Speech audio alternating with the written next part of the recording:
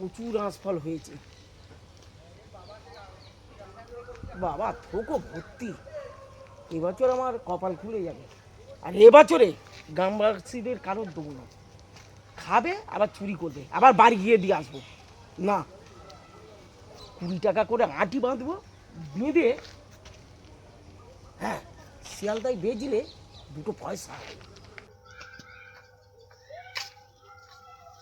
এ বুড়ো, আমার বাড়িতে যেন আশপাল পৌঁছে যায়।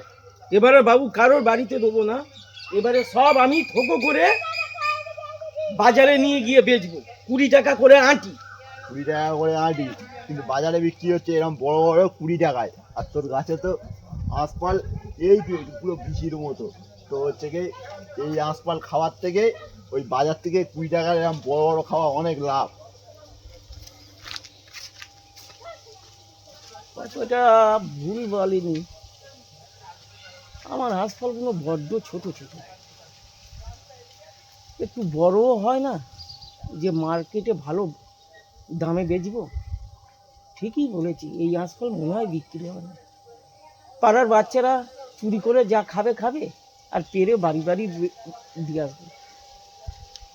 আর বিক্রি হলো না, আর সামনে বছর গাছটা কেটে দেবো।